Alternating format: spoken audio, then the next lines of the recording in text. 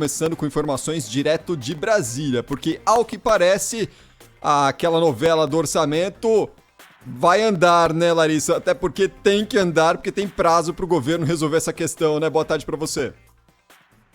Cris, boa tarde para você. É isso mesmo. Bom, a gente ainda precisa ver se de fato esse acordo vai ser cumprido no plenário, por quê? O acordo está girando em torno de um projeto de lei número 2, que trata da abertura de crédito extraordinário para programas de apoio às empresas em função dos efeitos econômicos negativos aí trazidos pela pandemia de Covid-19. O relator do texto, o deputado Efraim Filho, apresentou um relatório sobre esse projeto, defendendo, então, que ele seja aprovado e prevendo ali dispositivos que permitem que o projeto seja aprovado e que o governo consiga cumprir aí com as regras fiscais necessárias em relação à LDO deste ano, que já está em vigor. Bom, e por que a gente está falando que ele pode destravar o orçamento? É porque o presidente Jair Bolsonaro precisa sancionar o orçamento deste ano, tem que fazer isso até a quinta-feira, e caso esse projeto seja aprovado como está, já é uma solução para um impasse que foi criado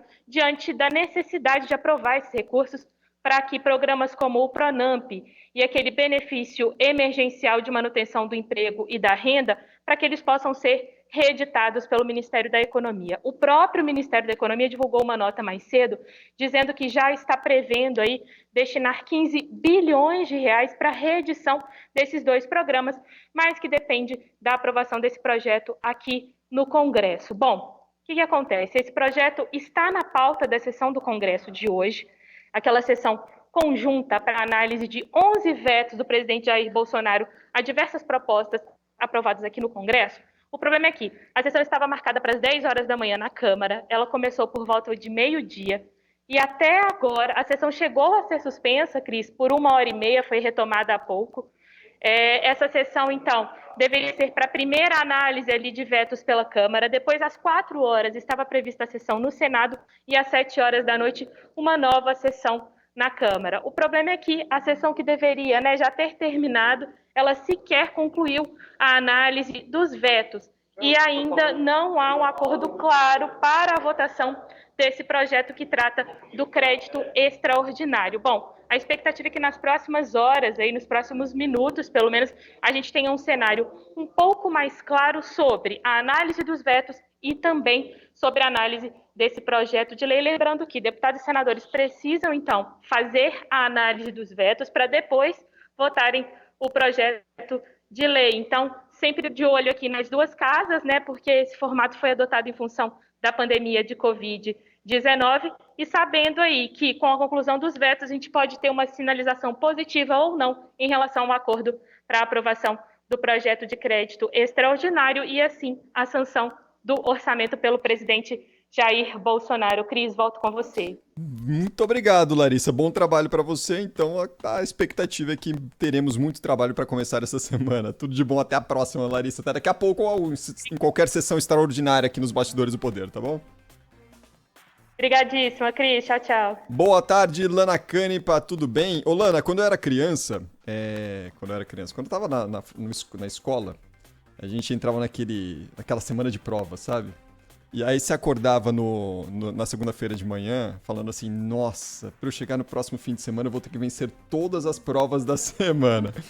E aí, o governo talvez tenha amanhecido nessa segunda-feira com essa coisa na cabeça. Pra eu chegar no próximo fim de semana eu tenho que aprovar ou vetar o orçamento, não vai ter jeito. Não tem jeito, o prazo está acabando. Cris, boa tarde para você, para o Cláudio Humberto, para todos os nossos ouvintes, que essa semana seja muito produtiva para todos nós. A gente começa a semana com esse grande desafio, então, do governo no Congresso Nacional, e o que o ouvinte precisa saber é que, além de remendar o problema que o orçamento se tornou e resolver isso o quanto antes, vai ter que abrir um espaço para não furar o teto, para que os gastos extraordinários com a pandemia não furem o teto de gastos, não criem um problema mais tarde.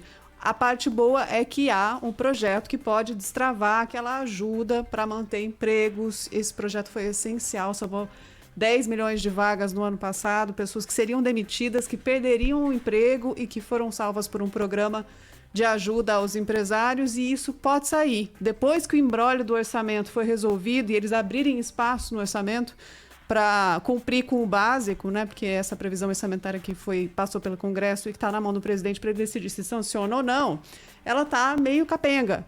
E aí eles precisam fazer um ajuste para não ter problema mais tarde. Mas isso vai abrir espaço também para aprovação, para a volta desse programa. É o que garante a equipe econômica, é a expectativa, porque está atrelado a esse acordo.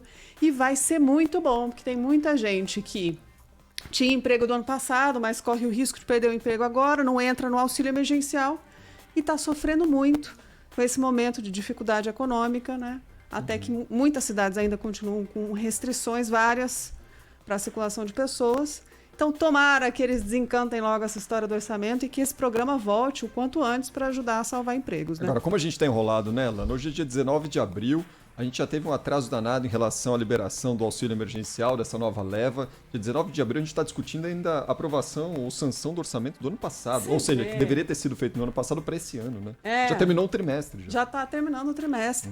E o governo não conseguiu se organizar e a proposta que chegou ao Congresso Nacional estava contando com gastos que, por exemplo, muito engole o orçamento público do que é arrecadado, do dinheiro do nosso imposto, são os gastos obrigatórios, pagamento de aposentadoria, tudo isso. E aí ele veio subestimado, né, estimando um valor menor do gasto previsto inicialmente e foi aprovado pelo Congresso. E na hora de votar o orçamento, os parlamentares inflaram o orçamento previsto para as emendas parlamentares. E isso provocou um problemão, porque o presidente Jair Bolsonaro agora está com a batata quente na mão. Passa pelo Congresso, não tem dinheiro para tudo, para as emendas e para os gastos obrigatórios, ele vai ter que vetar alguma coisa. Veta as emendas e bate de frente com o Congresso? Não vai ser bom. Veta... Não tem como vetar a parte dos gastos obrigatórios, porque ele vai ter que cumprir aquilo ali, senão ele fura teto, pedala, cria uma série de desdobramentos secundários que vão ser problema. Então, para não se indispor com a base do governo no Congresso Nacional, eles estão criando uma solução criativa, um orçamento criativo, e essa solução é abrir espaço para não furar o teto fiscal, tirando as despesas que foram obrigatórias, extraordinárias, aliás, as despesas extraordinárias por conta da pandemia, tirando isso do papel do orçamento para deixar de contar lá. E aí não fura o teto, e o que foi gasto com esse programa, Pronamp, o que foi gasto com a saúde, isso tudo sai, vira um orçamento paralelo, como o orçamento de guerra do ano passado, para ajudar, mas olha como é burocrático e olha o imbróglio que o governo se meteu, né? E a equipe econômica também, porque é uma responsabilidade conjunta, é coletiva, e se tiver erro aí, a gente já sabe o que acontece, né? E o descuido, né? E o descuido em um orçamento que, teoricamente, foi negociado com o Congresso Nacional. E eu acho que mais do que isso, Cris, a demora e o descuido com o cidadão brasileiro, porque muita gente dependeu do auxílio emergencial para sobreviver no ano passado e houve um adiamento mesmo do retorno do programa, ele foi empurrado até o limite, mesmo que fosse um orçamento menor, o prazo em que a crise, o agravamento da pandemia recomeça em janeiro, um movimento que acelera muito em fevereiro e março foi o mês em que mais se registrou mortes no Brasil por conta da Covid. E só agora é que o auxílio emergencial está socorrendo essas pessoas. E, de novo, aquele programa, o BEM, que estava ajudando a preservar empregos, não voltou até agora. São coisas que poderiam estar ajudando os brasileiros e que demoraram muito para chegar. Ainda bem que podem chegar ainda. A gente, né, aguarda uma resposta, mas demoraram muito para chegar.